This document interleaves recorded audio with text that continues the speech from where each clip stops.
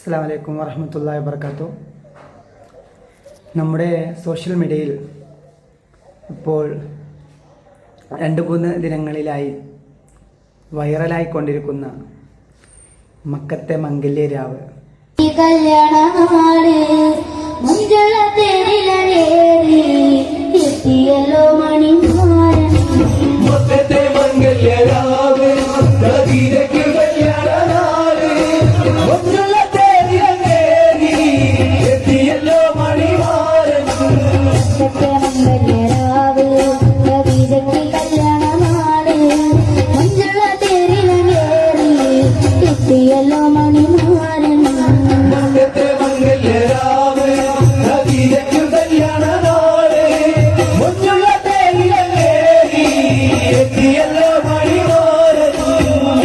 സത്യത്തിൽ ഈ song Mappila song ആണോ അല്ലെങ്കിൽ അയ്യഭക്തി സോങ് ആണോ, എന്ത് സോങ് ആയിട്ടാണ് നിങ്ങൾക്ക് തോന്നുന്നത്? യഥാർത്ഥത്തിൽ ഇത് തൃശ്ശൂർ ജില്ലയിൽ കൊടുങ്ങല്ലൂർ ഇടവിലങ്ങിൽ പഞ്ചായത്തിൽ അരിശ്രീ ഭജന സംഘം അയ്യപ്പ ഭക്തർ സ്കൂൾ വിദ്യാർത്ഥിനിയായ അനന്തജ്യോതിയുടെ നേതൃത്വത്തിൽ ഒരു സംഘം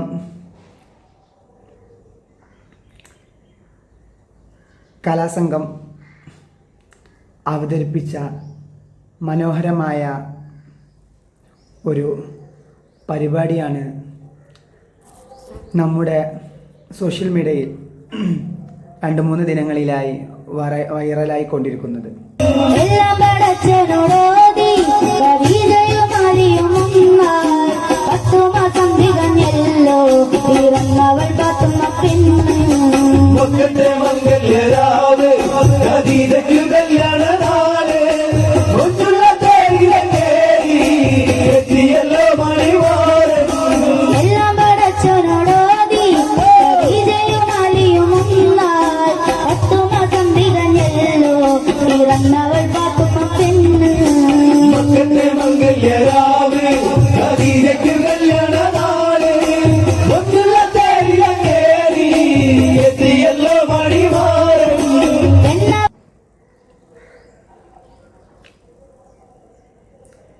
ആ സോങ്ങിൽ തന്നെ നമുക്ക് കേട്ടാലും മതി വരാത്ത ഒരു അനുഭൂതി തന്നെ ആ സോങ് നമുക്ക് നൽകുന്നുണ്ട്.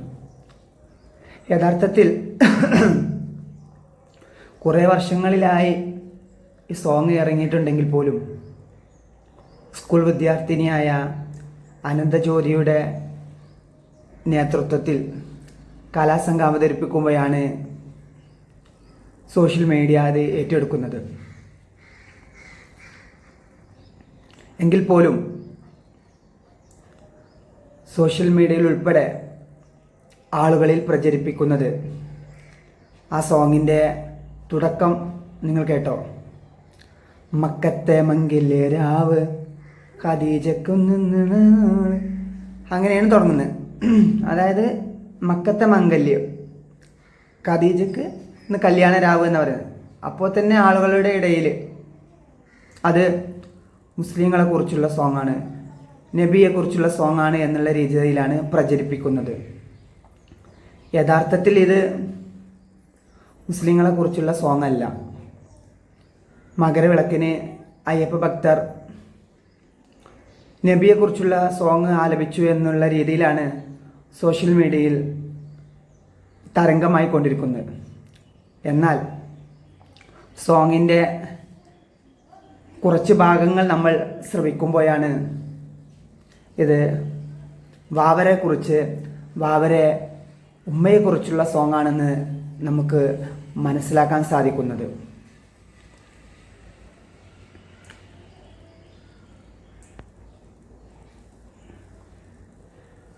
മീഡിയ വൺ ഉൾപ്പെടെ റിപ്പോർട്ട് ചാനൽ ഉൾപ്പെടെ തെറ്റായ രീതിയിലാണ് ഈ കലാകാരന്മാരുടെ ഈ സംഗീതത്തെക്കുറിച്ച് പ്രചാരണം നടത്തിയത്. അവർ തെറ്റായ രീതിയിലാണ് വാർത്ത നവമാധ്യമങ്ങളിലൂടെ പ്രചരിപ്പിച്ചു കൊണ്ടിരിക്കുന്നത്. മകരവിളക്കിന് അയ്യപ്പ ഭക്തർ നബിയുടെ സോങ് ആലപിച്ചു. ഇത് കേട്ടതോടുകൂടി സോഷ്യൽ മീഡിയയിൽ അത് തരംഗമായി. എല്ലാ ആളുകളും അത് ഏറ്റെടുത്തു. എന്നാൽ സത്യത്തിൽ ഇത് കേൾക്കുമ്പോൾ ആ വരി നമ്മൾ ശ്രവിക്കുന്നതിലൂടെ നമുക്ക് കാര്യങ്ങൾ ഗ്രഹിച്ചെടുക്കാൻ സാധിക്കുകയുള്ളൂ.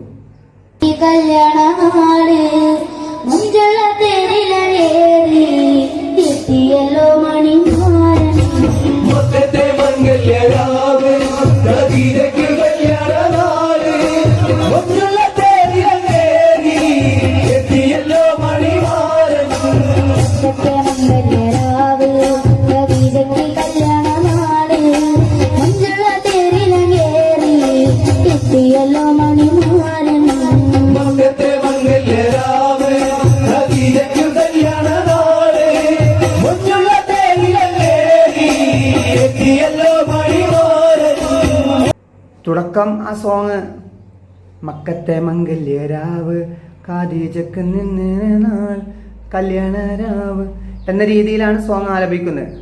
അപ്പോൾ തന്നെ ആളുകൾ അത് നബിയെക്കുറിച്ചുള്ള മക്കത്തെ ഖദീജയെക്കുറിച്ചുള്ള സോങ് ആണ് എന്ന രീതിയിലാണ് പ്രചരിപ്പിച്ചു കൊണ്ടിരിക്കുന്നത്.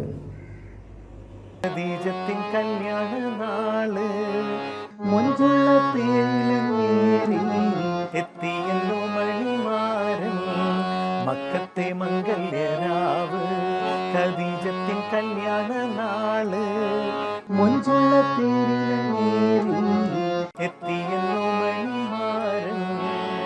ഇതിലുണ്ടായത് രണ്ട് കാര്യങ്ങളിൽ. അത് ഈ ഒരു പാട്ടിൻ്റെ ഈ ഒരു സവിശേഷ രീതി കണ്ടപ്പോഴത്തേക്കും അതിൻ്റെ ഫസ്റ്റിൽ വരുന്ന മക്കത്തെ കല്യാണം, മക്കത്തെ മംഗല്യം ഖദീജ എന്ന് കേട്ടതോടുകൂടി ഇത് പ്രവാചകൻ്റെ ഒരു കല്യാണത്തെക്കുറിച്ചുള്ള പാട്ടാണ് എന്ന് മൊത്തത്തിലൊരു പരക്കലുണ്ടായി. ഇത്തരം പാട്ടുകളിൽ ഈ ശൈവ സങ്കല്പവും അതുപോലെ തന്നെ മുസ്ലിം പദാവലികളൊക്കെ ചേർന്ന് വരുന്ന ഒരുപാട് പാട്ടുകളുണ്ട്. അപ്പോൾ അതിൻ്റെ ഒരു തുടർച്ചയെന്നോണം മനസ്സിലാക്കിയതായിരിക്കും ആളുകൾ എനിക്ക് തോന്നുന്നു. പിന്നെ പ്രത്യേകിച്ച് ഈ ഒരു മാപ്പിളപ്പാട്ടുകളിലൊക്കെ ഖദീജ ബീവിയുടെ കല്യാണവും മക്കത്തെ കല്യാണവും ഒക്കെ അത്രയും സുപരിചിതമായ പദങ്ങളാണ്. അപ്പോൾ അതുകൊണ്ടായിരിക്കും ഇത് പ്രവാചകൻ്റെ വിവാഹത്തെക്കുറിച്ചാണോ എന്ന് വിചാരിച്ചത്. ആ നിലക്ക് ഇതിനെപ്പറ്റിയൊക്കെ വാർത്ത വന്നു. അപ്പോൾ ഈ പുകളിനൊപ്പം പുകിലുണ്ടായത് എന്താണെന്ന് വെച്ചാൽ നമ്മൾ അപ്പോഴേ പറഞ്ഞിരുന്നു ഇത് വാവരെക്കുറിച്ചുള്ള പാട്ടാണ്. അപ്പോൾ വാവരുടെ ഉമ്മ പാത്തുമ്മയുടെ ഉമ്മ ഖദീജയും ആലിയും അവരുടെ മകനായിരുന്നു വാവര്. ഈ പുരാവൃത്തം ഇങ്ങനെയാണ്. മക്കംപുരയിൽ ഇസ്മായിൽ ഗോത്രത്തിൽ വാവർ എന്ന നിലക്കാണ് പല പുരാവൃത്തങ്ങളിലും ഈ പേര് കാണുന്നത്. അതാണ് ഈ മക്കത്തെ മംഗല്യം എന്ന് പറയുന്നത്. ഈ പാട്ട് എഴുതിയ ആളെ നമ്മൾ അതിനടി മറക്കാൻ പറ്റില്ല, ഗോപാലൻ എന്ന് പറയുന്ന അത് ഇത്തരം പാട്ടുകൾ ഇങ്ങനെ പടർന്ന് കാലങ്ങളായി വരികയാണല്ലോ. അപ്പോൾ അവർക്ക് ഈ രചനയുടെ ആ ഒരു സ്റ്റൈല് കിട്ടുന്നുണ്ട്. അങ്ങനെ ഇത്രയും മനോഹരമായ പാട്ടുകൾ വരുന്നത്. ആ പാട്ട് എങ്ങനെയാണ് മനുഷ്യരുടെ ഉള്ളു തൊട്ടതെന്ന് സമീർ ബിൻസി പറയുന്നുണ്ട്. അതുകൂടി കേൾക്കാം. ഈ പാട്ടിനെ പറ്റി ഒരുപാട് വർത്തമാനങ്ങൾ പിന്നീടുണ്ടായി. അപ്പോൾ പാട്ട് പാടിയ ആളുകളുടെ ആലാപന മികവ് കൊണ്ടും അതിൻ്റെ ആ ഒരു നിഷ്കളങ്കമായ ആ ഒരു പാട്ട് പാടൽ കൊണ്ടും ആണ് ആളുകൾ അത്രയും അത് ഏറ്റെടുത്തത്. ആ സഹോദരിമാരും പാടുന്ന ഒരു രക്ഷയില്ല. ഈ പാട്ടിൻ്റെ ആ ഒരു ഭംഗിയെപ്പറ്റി ആ കുട്ടി പാടിയത്, നമ്മൾ ഈ മാപ്പിളപ്പാട്ടിൻ്റെ ടച്ച്, മുസ്ലിം പദാവലികൾ, അതുകൊണ്ട് സൗഹൃദത്തിൻ്റെയും സഹവർത്തിത്വത്തിൻ്റെയും ഒരു അടയാളമായി ആളുകൾ ഏറ്റെടുക്കുന്നുണ്ട് ഇത്തരം പാട്ടുകൾ എന്ന് പറയുന്നുണ്ടായല്ലോ. അത് ആ കുട്ടിയുടെ ആലാപനം കൂടി അതിൽ ഏറ്റവും പ്രധാനപ്പെട്ട ഒരു സംഗതി. ആ കുട്ടി മാത്രമല്ല, ആ സഹോദരങ്ങളെല്ലാവരും അതിമനോഹരമായിട്ടാണ്. ഇപ്പോൾ നമ്മൾ പാടുന്നതൊന്നും അതിൻ്റെ ശരിക്കുള്ളൊരു നോട്ടല്ല. മാപ്പിളപ്പാട്ടിൻ്റെയും അതുപോലെ തന്നെ നാടൻ പാട്ടുകളുടെയും ഇടയിൽ നിൽക്കുന്ന ഒരു സവിശേഷ രീതിയിലാണ് ശരിക്കും അവരെ പാടിയിട്ടുള്ളത് എന്നുള്ളതാണ്. അതിൽ ആ സഹോദരി പാടിയതേ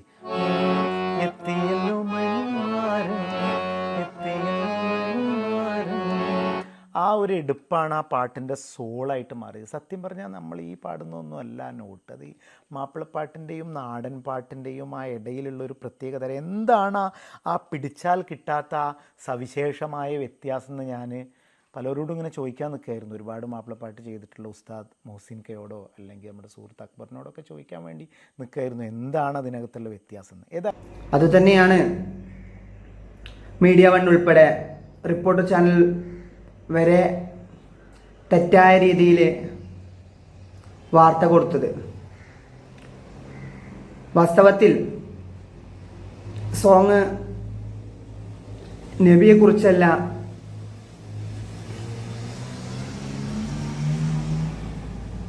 ഫാത്തുമാനെ കുറിച്ചുള്ള സോങ്ങാണ് എന്ന് അറിഞ്ഞിട്ട് പോലും അവരത് മാറ്റാൻ തയ്യാറായില്ല. സ്വാഭാവികം.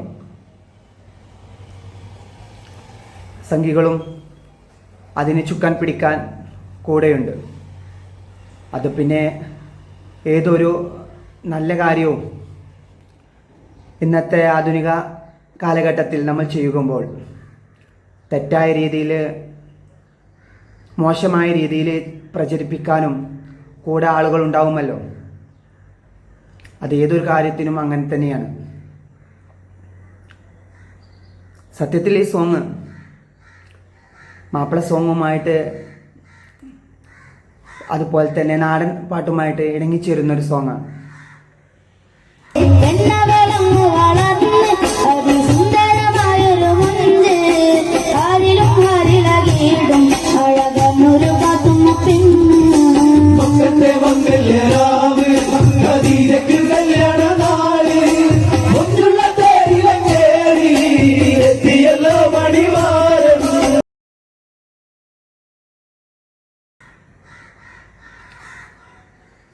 സന്ദീപ് പോത്താനി എന്നുള്ള പ്രശസ്തനായ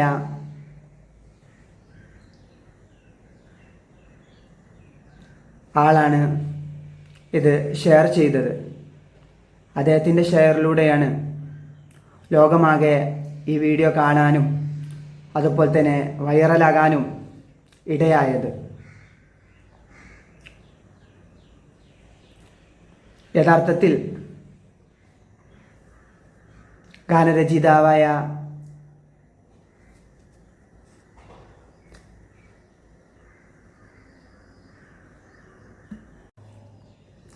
സത്യത്തിൽ നമ്മുടെ പ്രശസ്തനായിട്ടുള്ള ഗാനരചയിതാവ് ഗോപാലൻ എന്നുള്ള വ്യക്തിയാണ് ഈ സോങ് രചിച്ചിട്ടുള്ളത്. 5-6 വർഷങ്ങൾ മുമ്പ് രചിച്ചതാണെങ്കിൽ പോലും സ്കൂൾ വിദ്യാർത്ഥിനിയായ അനന്തജ്യോതി എന്നുള്ള ആ പെൺകൊച്ചിൻ്റെ ശബ്ദ മാധുരിയിലാണ് സോഷ്യൽ മീഡിയ ഈ സോങ് ഏറ്റെടുത്തത്. ഇതിനു മുന്നേ കുറേ ആളുകൾ ഈ സോങ് ആലപിച്ചിട്ടുണ്ടെങ്കിൽ പോലും അതിനൊന്നും കിട്ടാത്ത ഒരു പ്രശസ്തി, ഒരു അംഗീകാരം തീർച്ചയായിട്ടും മകരവിളക്കിനോടനുബന്ധിച്ച് അയ്യപ്പ ഭക്ത സംഘം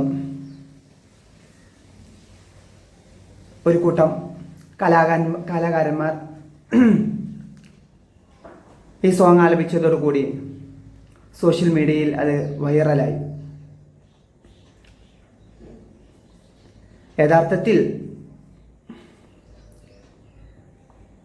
ഇത് ഹിന്ദു മുസ്ലിംസ് തമ്മിൽ ഒരു സമ്മിശ്ര ചേരലിൽ ഉണ്ടായ ഒരു സോങ്ങാണ്.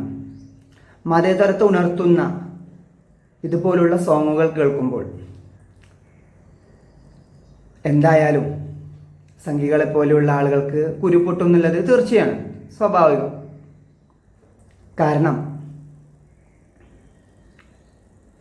തമ്മിൽ തല്ലി അടിയുണ്ടാക്കാനും വഴക്കുണ്ടാക്കാനും എങ്ങനെയൊക്കെയോ ശ്രമിക്കാം എന്നതാണല്ലോ അവരുടെ അജണ്ട. അതുകൊണ്ട് തന്നെ മകരവിളക്കിന് അയ്യപ്പ ഭക്തർ ഈ സോങ് ആലപിച്ചതോടുകൂടി നബിയെക്കുറിച്ചുള്ള സോങ്ങാണ് എന്ന രീതിയിൽ പരക്കെ പ്രചരിപ്പിച്ചതും ഇതുകൊണ്ട് തന്നെയാണ്. അതുകൊണ്ട് തന്നെയാണ്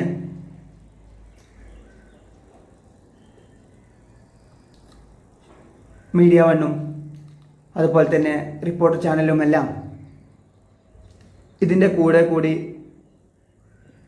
മോശമായ രീതിയിൽ, തെറ്റായ രീതിയിൽ വാർത്ത നൽകി നവമാധ്യമങ്ങളിൽ സ്ഥാനം നേടുന്നത്.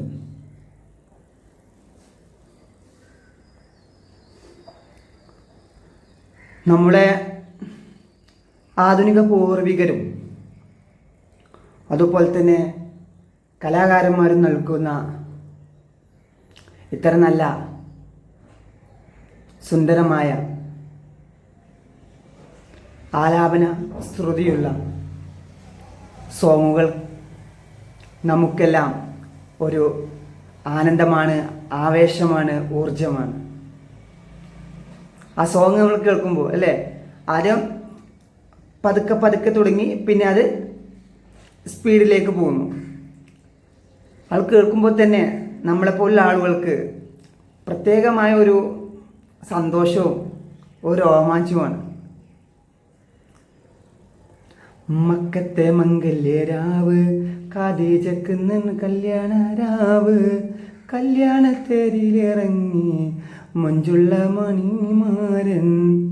അത് നമുക്ക് കേൾക്കുമ്പോൾ തന്നെ തീർച്ചയായിട്ടും ഒരു പ്രത്യേക സന്തോഷമാണ് അല്ലേ. നമ്മുടെ ആധുനിക പൂർവികരെ തീർച്ചയായിട്ടും നാടൻ പാട്ടുമായും അതുപോലെ തന്നെ മാപ്പിളപ്പാട്ടുമായിട്ടൊക്കെ ഇണങ്ങിച്ചേർന്നിട്ടുള്ള ഈ സോങ് നമ്മളിലേക്ക് എത്തിക്കുമ്പോൾ തീർച്ചയായിട്ടും നമ്മുടെ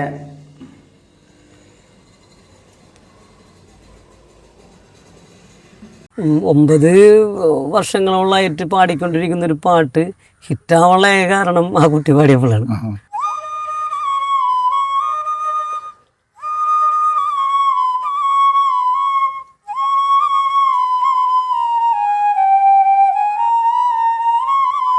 ഇതൊരു മാപ്പിള ഐതിഹ്യം എന്ന് വേണമെങ്കിൽ പറയാം. ആ ഗാനത്തെ കൊണ്ടുവന്നിട്ടുള്ളത് ആ രീതിയിലാണ്.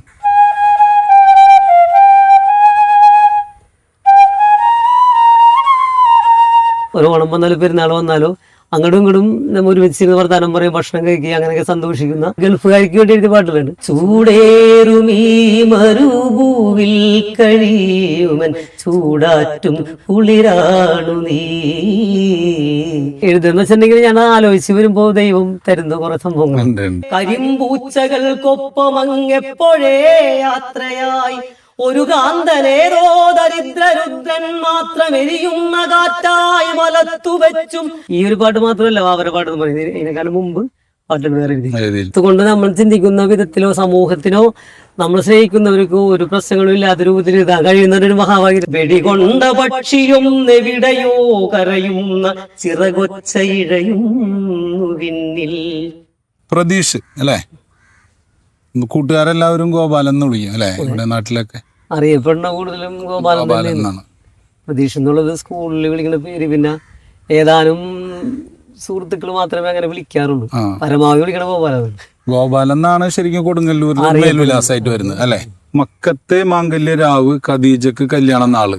ഇപ്പൊ ഇന്നലെ അതൊരു സോഷ്യൽ മീഡിയ ഹിറ്റായി മാറിയിരിക്കുകയാണ്. ലോക മലയാളികൾ അത് ഏതൊരു ആളുകൾ ഇട്ട് കഴിഞ്ഞാലും വളരെ സന്തോഷപൂർവ്വം അഭിമാനപൂർവ്വം സ്വീകരിക്കുന്ന ഒരു നിലപാടുണ്ട്. എന്ത് തോന്നുന്നു ഗോപാലിന്? ഒരുപാട് സന്തോഷമുണ്ട് അതിനകത്ത്. കാരണം ഇവിടെ നിലനിന്ന് പോരുന്നൊരു സാഹോദര്യത്തിൻ്റെ ഒരു പ്രധാനപ്പെട്ട ഒരു ഭാഗമായിട്ട് ആ പാട്ടിൻ്റെ കേരളക്കര മൊത്തം നെഞ്ചിലേറ്റിയത് എൻ്റെ ഒരു മഹാഭാഗ്യമാണ് സംഭവം. പിന്നെ അങ്ങനെ കുറച്ച് വരികൾ എഴുതാൻ കഴിഞ്ഞതും അതൊരു ഒരു ഭാഗ്യമായിട്ടാണ് കണക്കാക്കുന്ന സംഭവത്തിന്. 9 വർഷത്തോളം ഈ പാട്ട് എഴുതിയിട്ടുണ്ട്. പക്ഷെ ഈ പാട്ട് 9 വർഷം എഴുതിയെങ്കിലും നിരന്തരം പാടിക്കൊണ്ടിരിക്കുന്ന ഒരു പാട്ടായിരുന്നു. ഞാനൊരു ഓം സച്ചിദാനന്ദ എന്ന് പറഞ്ഞ വായന സംഘത്തിന് വേണ്ടി പാട്ട് എഴുതി, ഞാൻ വർക്ക് ചെയ്യുന്ന ടീമിന് വേണ്ടി. അപ്പൊ അവിടെ ഒരു പുതിയ പാട്ട് വരുമ്പോ ഈ പഴയ പാട്ട് പിന്നെ അങ്ങനെ ആവശ്യപ്പെട്ടാൽ മാത്രമേ ഞങ്ങൾ പാടാറുള്ളൂ. ഈ വർഷം എഴുതിയേക്കുന്ന വേറൊരു പാട്ട് അത് പാടുന്നു. ഇപ്പൊ ഈ പാട്ട് ഫേമസ് ആയി, പിന്നെ ഇതിനാണ് ഇപ്പൊ പാടിക്കൊണ്ടിരിക്കുന്നത്. ഗോപാലനെ പോലെയുള്ള വ്യക്തികൾ നിരവധി ഗാനങ്ങൾ അദ്ദേഹം രചിച്ചിട്ടുണ്ടെങ്കിൽ പോലും അങ്ങനെയൊന്നും അധികം പ്രശസ്തി നേടിയിട്ടില്ല. അങ്ങനെ ഇരിക്കെയാണ് തൃശ്ശൂർ ജില്ലയിലെ കൊടുങ്ങല്ലൂരിൽ അയ്യപ്പ ഭക്തർ ഈ സോങ് ആലപിക്കുമ്പോൾ, പ്രത്യേകിച്ച് സ്കൂൾ വിദ്യാർത്ഥിനിയായ അനന്തജ്യോതി ഈ ഒരു പ്രോഗ്രാം അവതരിപ്പിക്കുമ്പോൾ, ഈ കലാകാരന്മാർ ഈ പരിപാടി അവതരിപ്പിക്കുമ്പോൾ വൈറലാവുകയും അദ്ദേഹത്തിൻ്റെ ആ ഒരു സോങ് ഹിറ്റാവുകയും ചെയ്തത്. യഥാർത്ഥത്തിൽ ഇത് ബാബറിനെയും അവരെ ഉമ്മയും കുറിച്ചുള്ള സോങ്ങാണ്. അത് ഏകദേശം കേട്ട് കഴിയുമ്പോഴാണ് നമ്മളെപ്പോലുള്ള ആളുകൾക്ക് അത് മനസ്സിലാക്കാൻ സാധിക്കുന്നത്, തിരിച്ചറിയുന്നത്. അത് കേൾക്കുന്നതിന് മുമ്പേ നമ്മളെപ്പോലുള്ള ആളുകൾ അത് നബിയെക്കുറിച്ചുള്ള സോങ്ങാണ്, ഇത് മക്കത്തെ ഖദീജയെക്കുറിച്ചുള്ള സോങ്ങാണ് എന്ന രീതിയിൽ തെറ്റായി ചിന്തിക്കുമ്പോൾ യഥാർത്ഥത്തിൽ നമ്മൾ അതിൻ്റെ യഥാർത്ഥ വശം എന്താണെന്ന് അറിയാതെ കാര്യങ്ങൾ മനസ്സിലാക്കുമ്പോഴാണ് പ്രശ്നങ്ങൾ ഉളവാകുന്നത്. അതുകൊണ്ട് തന്നെ മതത്തെ തമ്മിൽ തല്ലിക്കുക അല്ലെങ്കിൽ കലഹങ്ങൾ ഉണ്ടാക്കുക എന്ന രീതിയിലാണ് സംഘികളെ പോലെയുള്ള ആളുകൾ ഈ ഒരു പ്രോഗ്രാമിനെ വിലയിരുത്തുന്നതും അതുപോലെ തന്നെ പ്രചരിപ്പിക്കുന്നതും.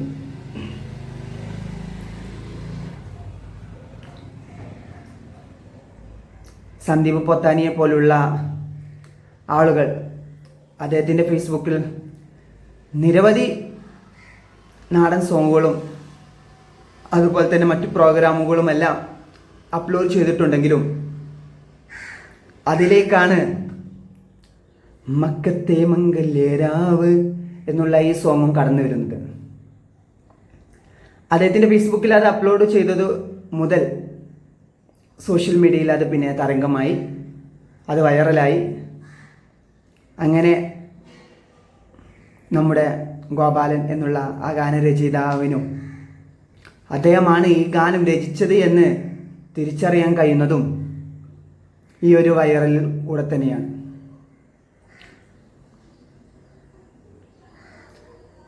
നമ്മളെപ്പോലുള്ള ആളുകൾക്ക് തീർച്ചയായിട്ടും ഇങ്ങനെയുള്ളൊരു നാടൻ പാട്ടും മാപ്പിളപ്പാട്ടും അല്ലെ, എന്ത് സോങ് ആണെന്ന് പോലും നമുക്ക് കേട്ടാൽ അറിയാൻ സാധിക്കാത്ത രീതിയിലുള്ള ഒരു സുന്ദരമായ ശബ്ദമാധുരിയുള്ള അല്ലെ ആനന്ദജ്യോതിയെ പോലുള്ള കൊച്ചുങ്ങൾ സോങ് ആലപിക്കുമ്പോൾ തീർച്ചയായിട്ടും നമ്മളെപ്പോലുള്ള ആളുകൾ അത് ഏറ്റെടുത്തു.